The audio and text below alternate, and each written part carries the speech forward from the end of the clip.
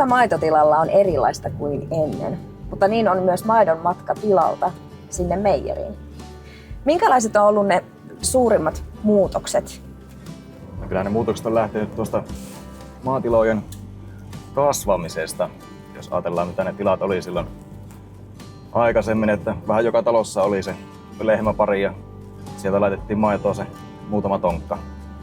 Niin sitten mitä ne on tänä päivänä tilakoot, niin kalusto on pitänyt kasvaa siinä tahissa mukana. Ensi alkuun ne tonkat kuljetettiin hevosella ja sen jälkeen auton lavalla. Siitä siirryttiin säiliöön ja säiliöissä on siirrytty sitten koko ajan isompaan säiliöön.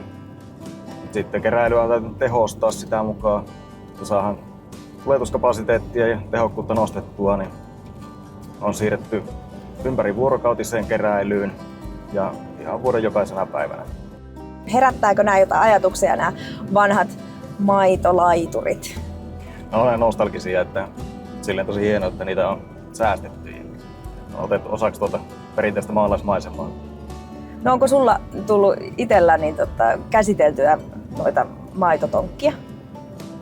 No minun ura-aikana ei ole enää yhtään niin kuin tilaa ollut, mikä olisi pelkästään tonkassa maitoa meijeriin laittanut.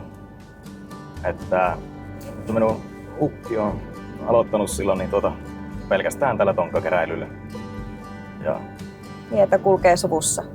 no kyllä, tässä ollaan kolmannessa polvessa samoissa hommissa.